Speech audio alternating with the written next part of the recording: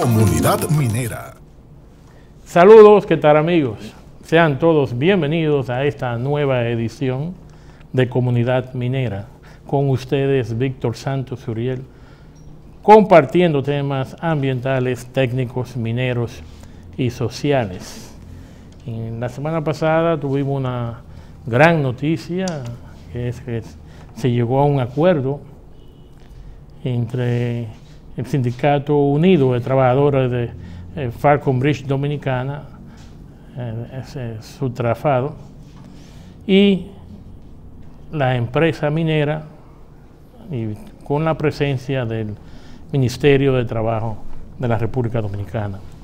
En este acuerdo se pactó de que se iba a pagar los salarios desde el 15 de marzo hasta el 30 de abril, se iban a poner al día.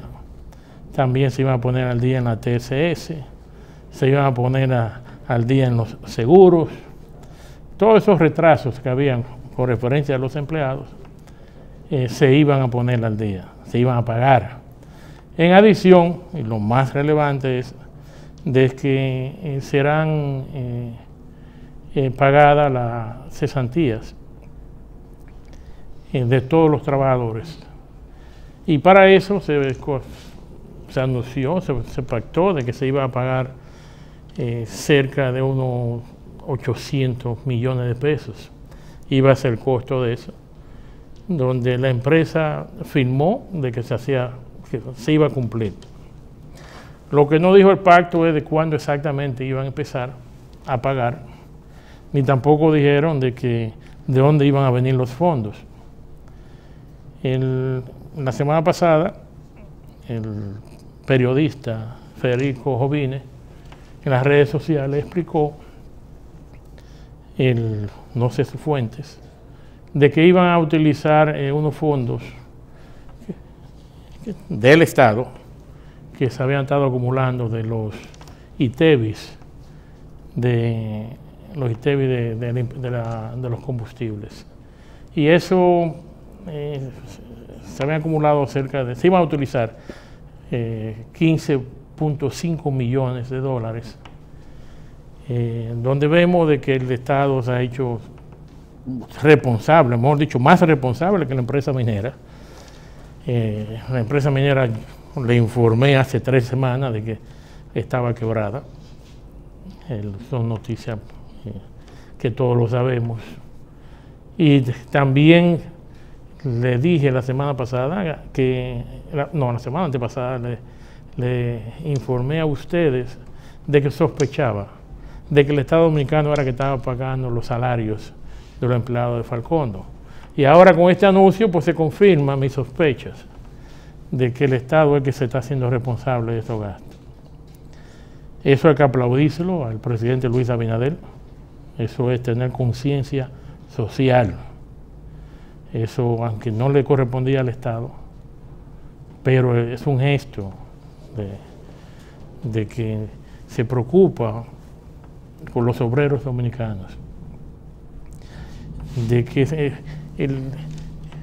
se permitió que esa empresa trabajara por tantos años, desde el año 2015, en el país, y que no fuera con mucha transparencia en sus operaciones. Y al final de cuentas, el Estado ha tenido que estar desembolsando, cubriendo esos gastos. Bien por Luis Abinader, nuestro presidente. Y pues bien, en los años 70, cuando yo era estudiante de geología en la Universidad Católica Madre y Maestra, me encontré con varios izquierdistas de la época que cuando yo le decía que estudiaba geología, se burlaban de mí. Dice, ¿para qué geología? ¿Para qué las minas? Si Falcondo cuando se vaya lo que nos va a dejar es los caracteres. Lamentablemente, señores, parece que yo tenía razón. Que esos comunistas de la época que después se convirtieron en ambientalistas, pronosticaron de que el Estado al final iba a tener que hacerse responsable del cierre de la mina de Falcon Bridge, que contempla la reforestación, nivelación de terreno, desmantelación de la planta, y eso es costosísimo. Algunos técnicos dicen que cuesta cerca de 100 millones, otros dicen que está en el rango de los 200 millones, si se hace bien hecho, y que se toma mucho tiempo. Eso no es de 1 año ni 2 años. Y el mejor ejemplo es el mismo Farcondo. Uno de los frentes que tenía Farcondo en los años, a principios de los 90, donde le llaman Loma Ortega, paró producción en el año 1994. Y está la fecha todavía que tienen agrónomos, biólogos, dándole seguimiento a ese cierre de ese frente que se hizo, que ha sido ejemplo mundial, vamos a estar claros, pero han pasado 30 años. Yo no creo que el Estado va, si es el Estado que al final de cuentas va a hacer la reforestación, el cierre de esa mina, que va a durar 30 años dándole seguimiento. Pero eso es un mal ejemplo para nuestra minería. Hay que tener mucho cuidado, no se puede ser tan pacifista de que todo lo que digan los extranjeros ya aceptárselo ya, de que van a ser minería responsable.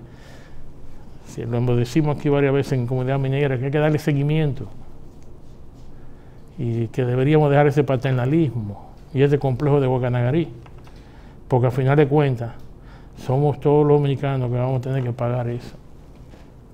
Si se calcula cuánto costará cerrar esa mina, en el caso de que cierren definitivo, porque todavía hay algo de esperanza de que pueda seguir operando, pero si cierra definitivo al día de hoy, ¿cuánto se puede calcular de cuánto generó para el Estado Dominicano en los últimos 8 años?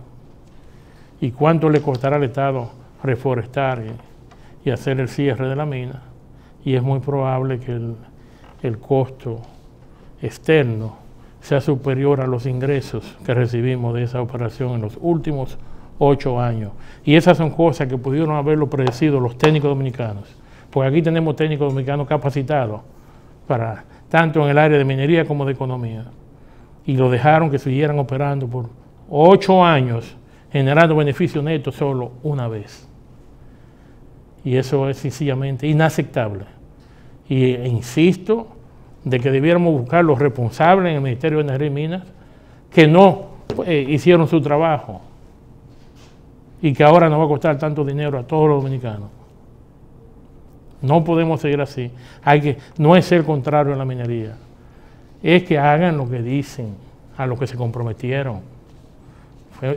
Es un contrato especial el que tenía Farcondo y había que darle seguimiento. De por sí aquí debería de haber un departamento en el Ministerio de Energía y Minas solamente para darle seguimiento a Barrick.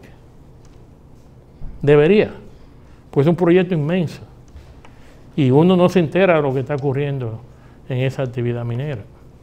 Todo lo ocultan. Y si los funcionarios del Estado ven algo que no va bien, miran para otro lado. No podemos seguir así, señores. Hablamos de minería responsable, eso no es ser responsable. Sencillamente así no.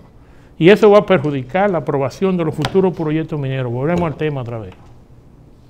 Esto que está ocurriendo con Farcondo pone en peligro el proyecto de San Juan, de Gold Quest, y el proyecto de Unigor en Dajabón.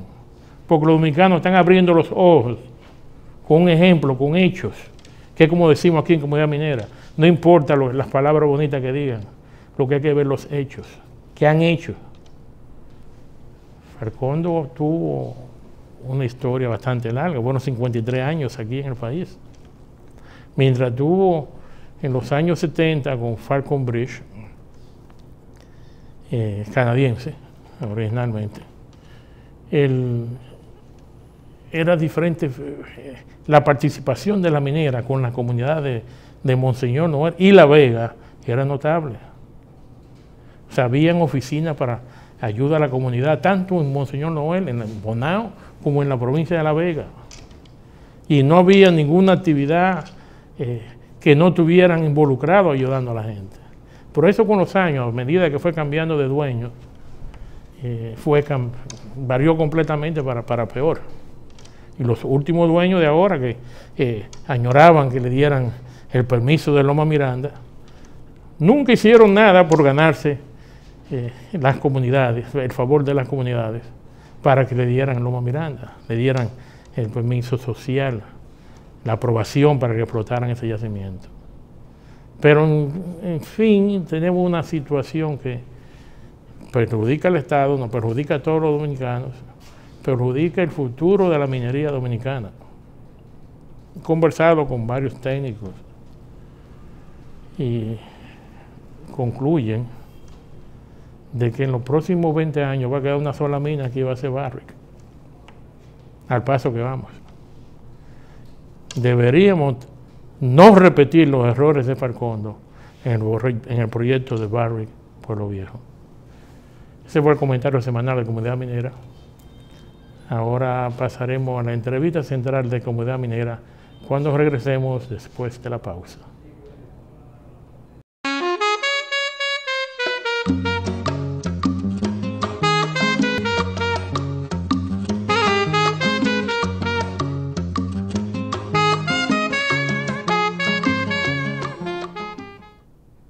Continuando en Comunidad Minera, hoy tenemos como invitado especial al ingeniero Miguel Peña, director de la Dirección de Remediación Ambiental de la mina Pueblo Viejo y asesor del Poder Ejecutivo en temas de minería.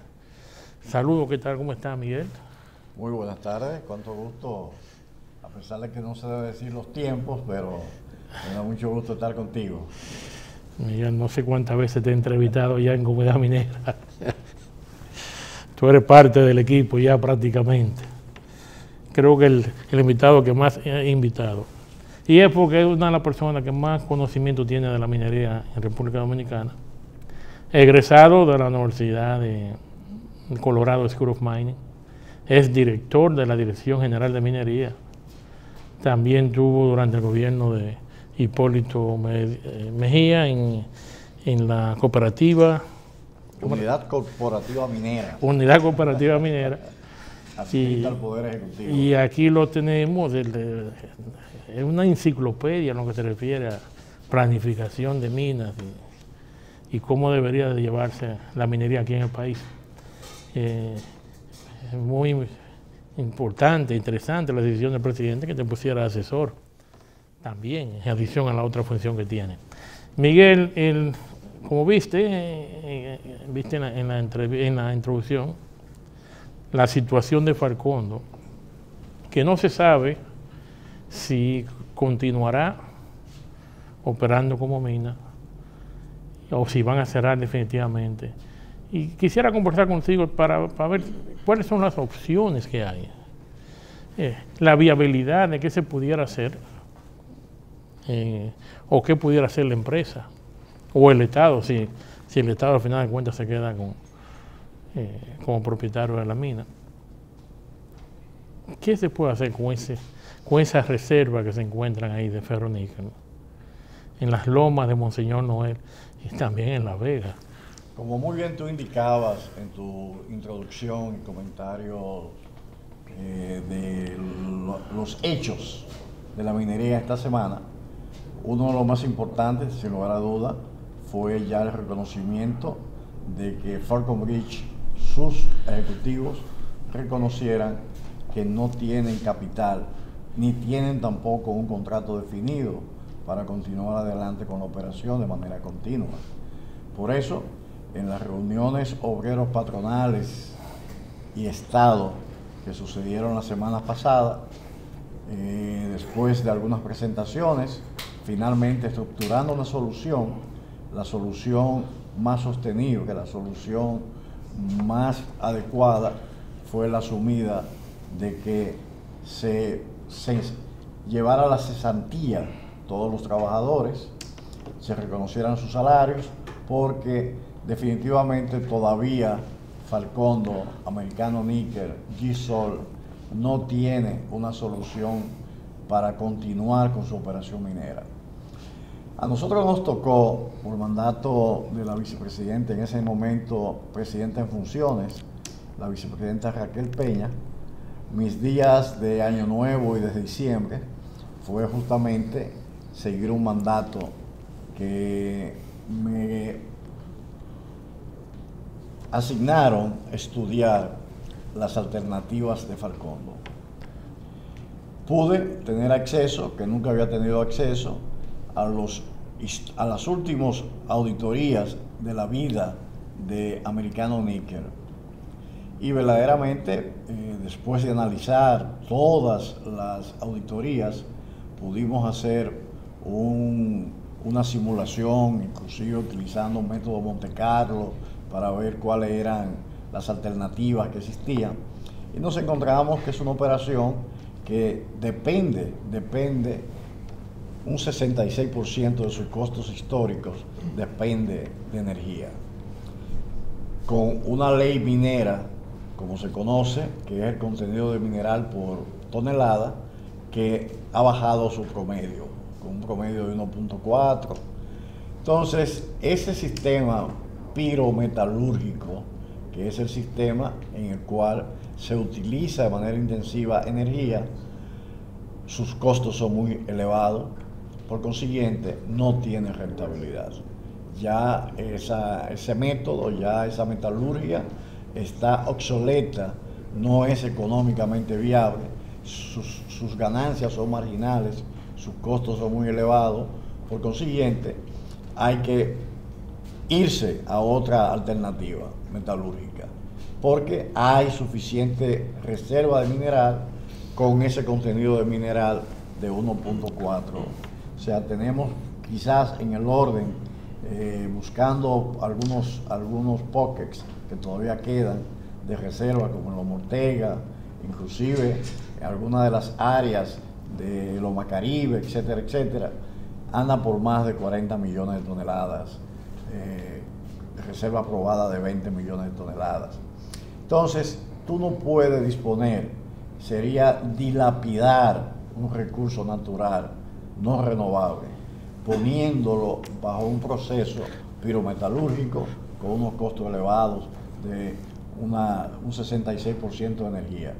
Sin lugar a duda, hay que irse a otro proceso que las autoridades o los funcionarios anteriores de Falcóndor habían iniciado, una planta piloto que es de lixiviación en pila, utilizando una serie de elementos químicos que lavan el contenido de níquel y entonces procesan y llegan a unas sales de níquel.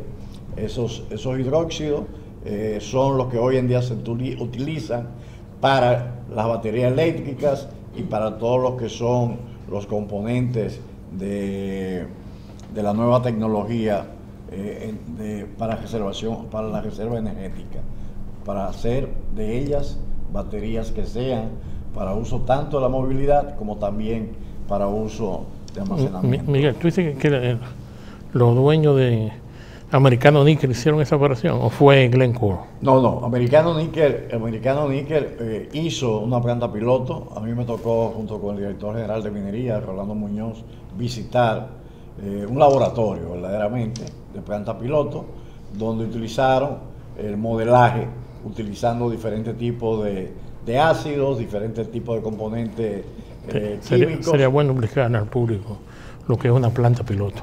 Bueno, a nivel de laboratorio, una planta piloto es tú simular las condiciones industriales de un proceso. O sea, llevarlo a una escala manejable para que, estudiando los diferentes parámetros, tú poder dosificar y poder entonces llegar a conclusiones de la utilidad o no y la viabilidad de ese proceso utilizando los elementos reales. Miguel, ¿y qué determinaron en esa planta piloto de Falcóndor? ¿Es factible? Es factible. Todavía no se había llegado al informe final cuando ellos concluyeron su administración en noviembre de este año pasado, pero el entendido era que habían pasado ya las informaciones de unos 8 meses corriendo la planta piloto, simulando diferentes parámetros, y lo habían pasado a una compañía de ingeniería para que le hiciera el proceso Metalúrgico Industrial, una compañía que es una de las compañías más importantes de ingeniería de los Estados Unidos, pero no se llegó todavía al diseño final.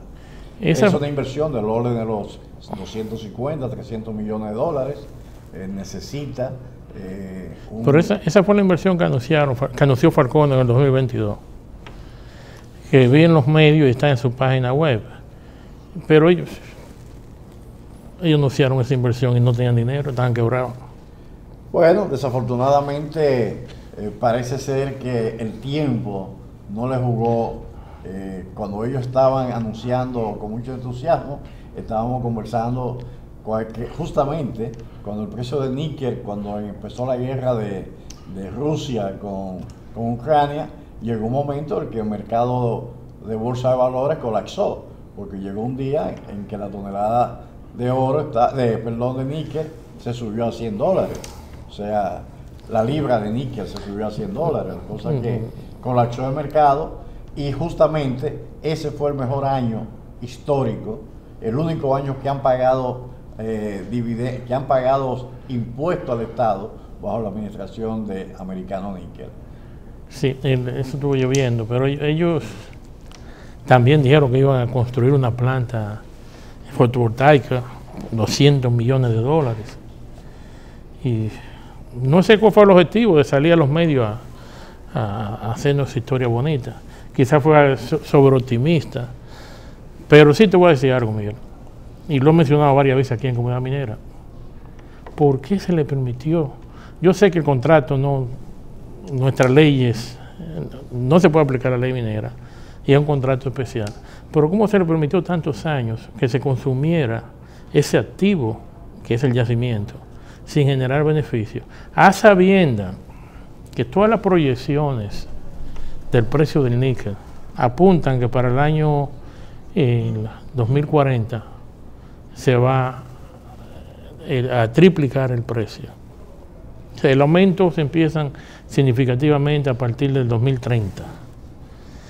Y entonces, si sabemos que por la demanda que tiene para la construcción de la batería de los vehículos eléctricos, que iban a utilizar níquel de una forma desproporcional como nunca en la historia, permitimos que se consumiera eso sin dejarnos dinero a nosotros. Y ahora nos vemos que no tenemos más tanto yacimiento como antes. Y nada más lamentando, ¿no? Oye, va a empezar a subir a partir del 30. Aunque, por alguna razón, en estos días estaba subiendo el níquel, ¿no? Cosa de la ironía de la vida. Estuvo el mes pasado a $7.60 y hoy está a 8,46, en ese rango. Sin lugar a duda, el níquel está considerado como uno de los minerales estratégicos. Justamente ayer la Comunidad Económica Europea lanzó su lista actualizada de minerales estratégicos necesaria para la transición energética, y el níquel es uno de ellos. Hoy en día el níquel, justamente para romper algo del monopolio que existe en el mundo entre China y los países de Oriente, Australia, Indonesia, que son lo que le llaman ahora mismo el níquel sucio, el níquel que utiliza una tecnología un poco hasta infrahumana, utilizando intensivamente los obreros, pero sin lugar a dudas, independientemente de estos factores, el níquel está considerado como uno de los minerales estratégicos. Entonces nosotros no podemos dar el lujo de dilapidar un recurso como ese para ser utilizado justamente en un proceso metalúrgico que no tiene la rentabilidad y que esas instalaciones ya son obsoletas. En los Estados Unidos declaró el níquel metal estratégico mucho antes de la pandemia. Y todos los países industrializados ya lo habían declarado. ¿Pero qué significa estratégico? Es que el Estado tiene cuidado de cómo se usa eso. La capacidad de fiscalización, la capacidad de incursionar dentro de la operación se encuentra atada. Miguel. Hay una frontera, naturalmente, con esto nos dejó de excepción de que el Estado Dominicano, independientemente de tener una capacidad de fiscalización en cuanto a la materia minera y asimismo en la parte operacional, también el Estado está como socio de esa entidad. Entonces, ha habido una especie de laissez-faire, de dejar que las cosas sucedan, y no se hizo verdaderamente una fiscalización y un encaramiento estricto hacia esa operación minera. Miguel, esos son puntos que hay que observarlo, y más cuando en el pasado, no sé qué ha pasado, qué ha sucedido, pero hace 2 años, 3 años, se estuvo anunciando que se estaba trabajando una nueva ley minera. Y esos son los detalles que hay que estar viendo, mejorando lo que no funciona. Eso de la supervisión y de que el Estado, siendo propietario del yacimiento, tiene que tener más control sobre la producción. Si no genera beneficios, no debería. Ok, hay años que son malos, 1 año, 2 años, pero no me diga que 8 años. Pues ¿qué negocio harán ese? Mira, si Falcón quiere ahora mismo, la gente de Americano Nickel quieren vender o buscarse un socio, y ven esos estados financieros, ¿qué inversionista va a invertir dinero en un negocio que en 8 años ha producido ha generado beneficio neto un solo año? Ninguno. No, sin lugar a duda que todo este historial de Americano Nickel lo que ha presentado es una operación en quiebra. Y hoy en día, no solamente tú ves los pasivos laborales, que muy bien, con mucha responsabilidad, lo ha absorbido ya el Estado Dominicano, con unos fondos que existían ahí de unas cuentas retenidas de importación de petróleo por parte de Falcondo. Sin lugar a duda que el Estado Dominicano tiene en este momento que ejercer una mayor fiscalización, aún en este momento, en el día de hoy, después de haberse firmado ese convenio con Falco, con sus sindicatos, aún hoy el Estado Dominicano está un poco a la deriva, porque ahí hay no existe un compromiso de un plan de trabajo obligatorio a que se cumpla por parte de Falcondo. Todavía su título habilitante está al día, todavía el Estado Dominicano no ha ejercido su derecho propietario como establece la Constitución y como establece el mismo contrato de Falcon Bridge Dominicana. De manera tal que en este momento, para nuestra administración, hay un desafío importante, hay un desafío de un compromiso con la ciudadanía, un compromiso vigilante de esos recursos naturales, por lo cual, en este momento, hasta tanto no se decida que exista ya un contrato válido entre Falcon Bridge y un agente financiero o un inversionista, el Estado está a la deriva. Es muy importante, estos días son muy importantes, no solamente por la vigilancia de los recursos naturales. Lo que sucede también es que en su contrato original, Falcon Bridge no tiene ningún fondo de remediación, no tiene ningún fondo, ningún compromiso para hacer el cierre de minas. Por consiguiente, el Estado debe de ejercer esos derechos, debe estar vigilante y debe estar compromisorio con la riqueza natural. O sea, no podemos dejar que ni siquiera la data. Hay una cosa muy importante. Cuando tú haces una evaluación geológica, hay una serie de datos que son los que te sirven para evaluar una reserva minera, que el Estado Dominicano no solamente es recibir un informe de que Los Ortega yo tengo 5 millones de toneladas, no, es el modelo del yacimiento, dónde están las perforaciones, dónde están los logueos, dónde están cada una de las indicaciones de la evaluación geológica. Por ejemplo, yo te tomo a ti el caso de, siendo yo director de minería en 1982, 84, 83, nos tocó recibir por parte de la Alcoa su comunicación de que cerraba la mina. Lo primero que nosotros hicimos en ese entonces fue irnos justamente a Pedernales a las oficinas de Alcoa y buscar todos los datos de todas las reservas mineras, de todas las perforaciones, todo el modelaje del yacimiento y rescatarlo. Inclusive lo pusimos en una caja fuerte y lo pusimos bajo vigilancia de Rosario Dominicana. Yo juraba que eso lo tenía la Dirección de Minería de ese entonces, o en este caso el Ministerio de Energía y Minas, que al menos saben dónde están las perforaciones de cada proyecto. No existen. Pero ¿cómo es posible? No existen, desafortunadamente. No existen. Pero ¿y dónde que estamos? ¿Y qué Ministerio de Energía y Minas que tenemos aquí? Lo que existen son las informaciones que ellos mandan. Y hay que creer lo que ellos digan. Exactamente. Por ejemplo, en esta misma transición de esta administración nueva, una de las cosas que han presentado es validando y consolidando sus reservas mineras, pero no se sabe de dónde vienen. Son números, modelos que ellos dicen que hay un profesional registrado que lo avala, pero verdaderamente no existe todo el modelaje del yacimiento, toda la data, dónde están, y así sucede Miguel, también con las otras compañías mineras. El yacimiento es del Estado, el Estado tiene que tener control, y yo juraba que se estaba ejerciendo ese control.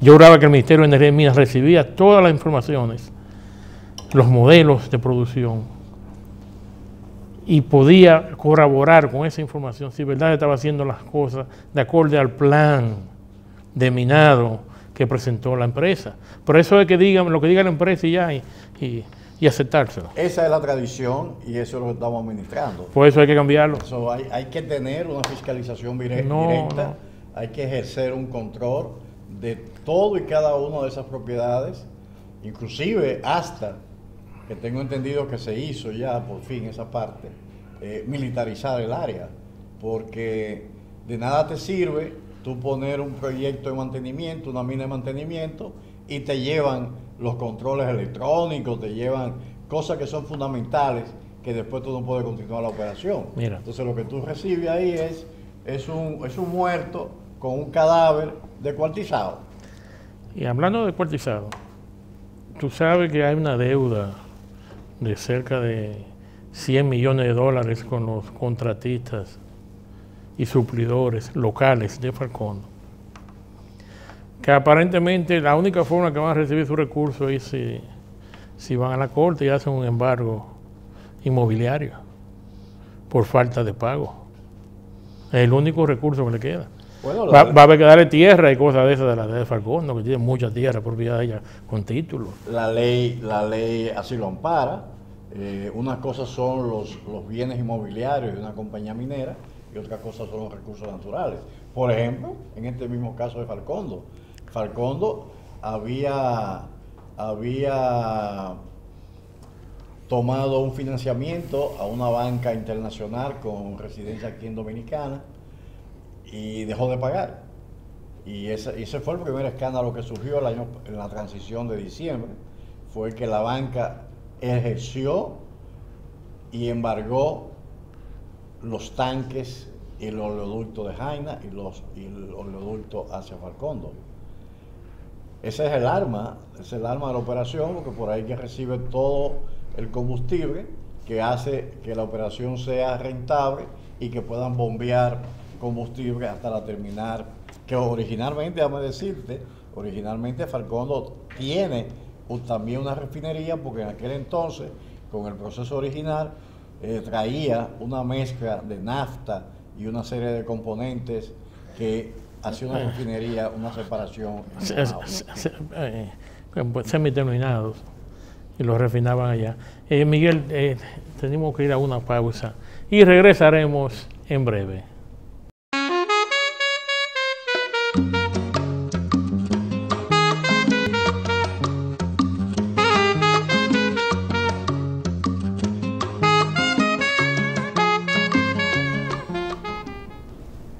Continuando en Comunidad Minera, hoy conversando con el ingeniero Miguel Peña, tratamos el segmento anterior, el tema de Falcondo.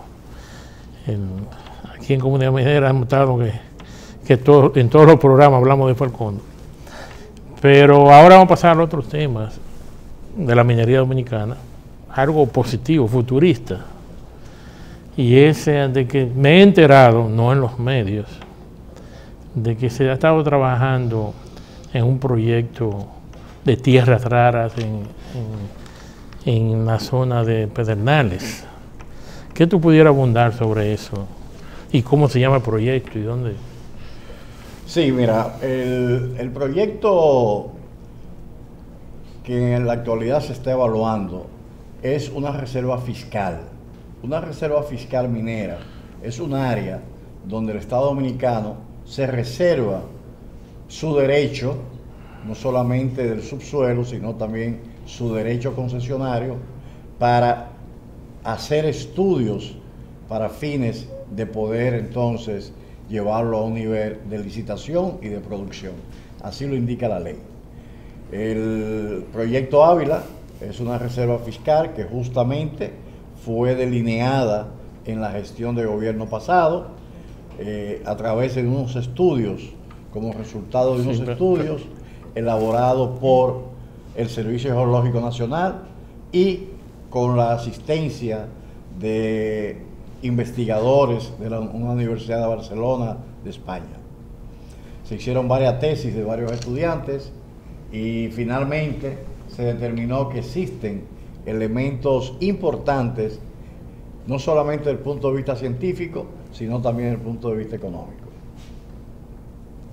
Pero tú sabes que las tierras raras lo componen los lantánidos y los elementos que están en las tablas periódicas, en parte de sus composiciones, donde existen unos 17 elementos que son fundamentales hoy en día para la electrónica, para todo lo que es la industria aeronáutica, industria militar, para la defensa, para los láseres, para los productos de los astronautas, de la comunicación satelital, en fin, son los 17 elementos más importantes que hoy en día tiene la industria. Estos se llaman tierras raras porque son difíciles de encontrar en composiciones económicas. En los años 1760 hubo un científico que se llamaba Gadolin, que fue un químico muy importante, que comenzó entonces a descubrir, a separar esos elementos. Aquí en Dominicana teníamos los yacimientos lateríticos de Pedernales, de las lateritas de aluminio, que estuvo bajo la explotación de Alcoa. Alcoa concentró sus operaciones en las partes más importantes de la Loma de la Mercedes y en los yacimientos donde tenían justamente bajo contenido de hierro, y que el proceso Bayer, que era el proceso metalúrgico que se utilizaba para la separación del aluminio, le era rentable. Mira, una pregunta. Miguel, en la zona donde operó Alcoa, yo presumo de que no son áreas protegidas, al igual que la reserva fiscal está fuera del área protegida. Han encontrado valores significativos. ¿Dónde estaba la Alcoa? En algunas de las zonas la Mercedes tiene valores interesantes, igualmente que en Acetillar. Ahí hay la forma, la geología de estos depósitos son enriquecimientos cársticos dentro de los contactos, los que son, por llamarlo así un lenguaje, en un perfil geológico. En ese perfil kárstico hay enriquecimiento en bolsones. Entonces son yacimientos que están separados. Hay unos 12 yacimientos donde está Acetillar, está la Altagracia, Guerrero, la Mercedes, Mango, Los Quemados, y cada uno, esto se le llama como si fueran como las pieles de los dálmatas. Son bolsones, son depósitos donde están separados y cada uno tiene enriquecimientos diferentes. Los estudios que se han hecho tanto a nivel de las tesis que se han desarrollado por el profesor Provenza, que tiene varios estudiantes de la Universidad de Barcelona, y después nosotros al inicio de esta gestión de gobierno, personalmente tuve a bien ponerme en comunicación con el AID y con el Departamento de Estado americano y elevamos la petición de continuar los estudios para el Estado dominicano a través del Servicio Geológico Nacional. Así se hizo, nos tomó unos cuantos meses tener una respuesta, pero finalmente el Departamento de Estado, bajo un convenio con el Servicio Geológico y el Ministerio de Energía y Minas, envió una misión conjuntamente como contrapartida a la Dirección General de Minería, y ahí se hicieron unos estudios con evaluaciones superficiales y solamente muestreo a poca profundidad. No hay 100 perforaciones. No se han hecho perforaciones, solamente indicios de volúmenes a través de geofísica y elementos indirectos. Entonces, los estudios del US Corps confirmaron los valores y mejoraron los valores que habían desarrollado los estudiantes de tesis de la Universidad de Barcelona.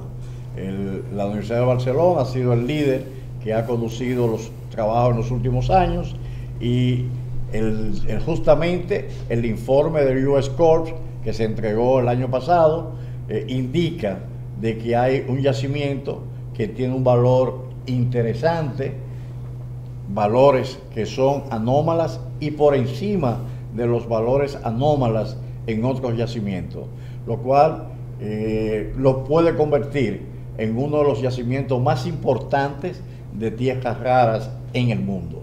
O sea, pudiéramos convertirnos en una líder en esos yacimientos para producir elementos de tierras raras. Miguel, pero ese fue el año pasado. Exactamente. Y no se ha perforado todavía.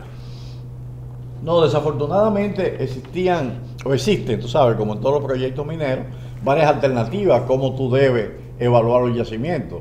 Yo personalmente, mis recomendaciones son de que el Estado dominicano solamente sirva como elemento gestor. Inclusive la misma ley minera así lo indica, la ley de la Reserva Fiscal indica que el Estado dominicano puede hacer los trabajos de investigaciones para llamar a una licitación. Debido a la importancia de ese yacimiento, mis recomendaciones han sido que esa evaluación se haga, como dicen los americanos, en fast track, o sea, de manera rápida, para todas las informaciones que hay, inclusive en las que se han desarrollado en los últimos meses, inclusive,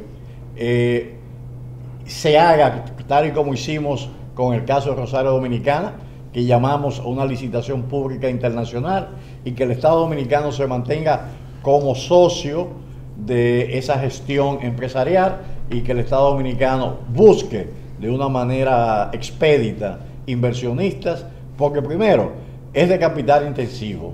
Estamos conversando de tecnología, inclusive la metalurgia no es la metalurgia común para un yacimiento. Y el mismo paralelismo que encontramos con Pueblo Viejo. Nosotros teníamos unas reservas que Rosario Dominicana, lo primero que hizo cuando llegó al país en los años 70 fue investigar por los sulfuros, y nos pasamos 20 años estudiando los sulfuros. Se hicieron reservas mineras.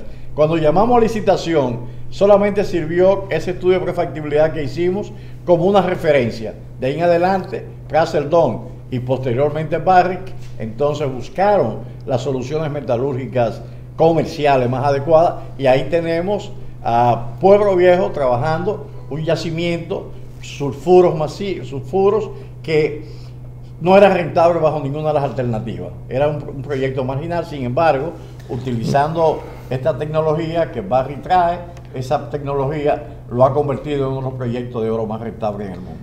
Miguel, perforar esa zona no es tan costoso. Ese material no es tan duro, son yacimientos residuales, no son tan profundas las perforaciones. Eso se pudiera evaluar en cuestión de 6 meses desde mi punto de vista. Sin lugar a dudas. Si hay los recursos. Exactamente, sin lugar a dudas, cuando tú no tienes, primero, la camisa de fuerza de la ley de servicios y contrataciones. Y segundo, cuando tú no tienes una vocación, tú no tienes un liderazgo que pueda desarrollarte la evaluación de un yacimiento de una manera profesional, de una manera expedita, de manera tal que para mí es una pérdida de tiempo y de recursos continuar con esas evaluaciones. ¿Pero tú quieres que paren las evaluaciones? No. ¿O tú quieres fast tracking nada más? Fast track para tú evaluar todos los recursos que tú tienes, entonces llamar a una licitación, buscar una firma de consultoría que te organice todo, y entonces llamar a una licitación pública internacional donde el Estado Dominicano defina cuál es la proporción que le debe corresponder, además de los impuestos, entonces llamar a una especie de licitación, de joint venture internacional. No, suena mejor el joint venture que la licitación pura. No, tú llamas licitación y tú pones tu pliego de condiciones. Un pliego de condiciones, pero eso... Y todo lo que toda la data que tú obtengas, esa compañía que venga te lo va a revisar, te lo va a auditar, claro, va a hacer su trabajo paralelos. Entonces es tú gastar y llevar actividades paralelas que después no te van a servir más que de referencia. Lo único que vi que me llamó la atención, o una de las cosas que me llamó la atención de lo que tú has dicho hoy, es el tema de, o sea, separar la tierra rara es un proceso altamente contaminante. Cuidado. Tienes que tener cuidado con el proceso metalúrgico y cuáles son y en muchos países, las alternativas que en muchos países lo que están haciendo es mandándolo a granel. Te hacen una lixiviación, te hay unos procesos que inclusive se lo concentran. Se está utilizando exactamente una pero manera no, concentrada no lo separan y mandar un concentrado. Por eso agilizaría las cosas. Eso que tú estás diciendo hoy debiera estar en todos los periódicos, en todos los medios, porque oye, el precio de la tierra rara es varias órdenes de magnitud superior al oro. Pero muy superior. Oye, estamos conversando que este yacimiento potencialmente, digamos, en una tonelada de la sumatoria de los 17 elementos que tiene, una tonelada con esos indicios y esas muestras que se tienen, tiene un valor de más de $1.700 la tonelada. Tú estás conversando un yacimiento de oro que a los precios de hoy, con una ley de 3 gramos, puede tener $210 la tonelada del mineral. Eso por mucho que la comparación que hay entre 1.700, 1.400 a $200 una tonelada de mineral per se, in situ, es mucha la diferencia. Bueno, mira, estamos conversando de un potencial que sea 20 veces más que lo que es el yacimiento de Puerto Viejo. Lo que tenemos es innovadores y no está copiando los errores del pasado. Y eso que tú propones, que el Estado sea socio, es muy bueno, socio 30-35%. Y además los impuestos. Más los impuestos, regalías y todo. Sí, si los precios aumentan, hay que se aumentan los valores de los componentes, todas esas cosas del litio, del gadolinio, del terbio. Todo eso tenemos que tomarlo en cuenta. Pero sí que es muy esperanzador. Y en el sentido de que es otro tipo de minería y en el que podemos resolver los problemas, los déficits del pasado. Ya el Estado como socio directo con un 30-35%, yo nunca estoy de acuerdo con que el Estado sea socio mayoritario porque ya sabemos la indelicadeza que ocurre. Además que tú nunca vas a encontrar un socio de 1.500, 2.000, 3.000 millones de dólares cuando te lo va a controlar el Estado. Eso es correcto. Ninguna banca tampoco le va a financiar. La empresa privada tiene que tener socio mayoritario y control. Pero hay muchos componentes. Tú tienes componente de socio, tú tienes tu componente accionario, pero hay otras maneras que son los impuestos escalonados. Pero ¿qué necesitamos ¿qué necesitamos para convencer de que se tome en cuenta la minería? Entonces, ese proyecto está interesantísimo, eso que tú estás diciendo hoy. Son miles de millones de dólares que hay para la República Dominicana si no cometemos los errores del pasado de contratos especiales y cosas así. Sin lugar a dudas, ese yacimiento significa la estabilidad y el relanzamiento de la economía nacional. Sin lugar a dudas. Tú estás muy optimista. Muy optimista. Vamos primero empezando con convencer a nuestro presidente de que le ponga atención y se coge eso más en serio. Sin lugar a dudas, el presidente ha estado analizando y ha estado dándole seguimiento. Naturalmente, cuando tú tienes un yacimiento como este y tienes tantos componentes de tantas variables desconocidas y además sin antecedentes, etcétera, etcétera, pues a veces no es lo mismo nosotros como técnicos que un presidente tomar decisiones. Pero sí pensamos que él está en la ruta, ya convencido de que este yacimiento debe ser evaluado y que debe ser puesto en una gestión de un joint venture tanto con socios nacionales como internacionales. Bueno, Miguel, creo que ya llegamos ya a la parte final del programa. ¿Tú tienes alguna palabra para nuestra audiencia? Con respecto a la minería en general, ¿sabes? Porque la minería ahora mismo, con tanta mala noticia, que no la menciona ni el presidente, ni en la rendición de cuentas, ni en los programas de gobierno. ¿Qué podemos decir? ¿Qué tú puedes decirle sobre la minería que incurra algo positivo? Sí, lo más importante es que nosotros tenemos como país, tenemos los recursos. Somos una porción de esta isla donde tenemos un potencial geológico o económico bastante grande. Nuestros potenciales aún no están totalmente estudiados. Tenemos formaciones profesionales, como la gestión que está haciendo en la preparación de la Universidad Tecnológica del Cibao Oriental, de manera tal que podemos guiar de que nuestros recursos, tanto intelectuales como también los naturales, podamos hacer una alianza y que nos sirva de base, que toda esta experiencia que hemos tenido con yacimientos como el de la terita de níquel, como Falcondo, la experiencia de la capitalización que hemos tenido con Pueblo Viejo, la experiencia que hemos tenido ya con esta misma expansión de lo que fue Rosario Dominicana, hoy Barrick, nos deja un legado para poder tener una base sólida para el desarrollo de la economía nacional. Muchas gracias, Miguel. También quiero agradecer a nuestra teleaudiencia por acompañarnos durante esta hora. Y Dios mediante estaremos nuevamente con ustedes la próxima semana a la misma hora y por los mismos canales. Muchas gracias.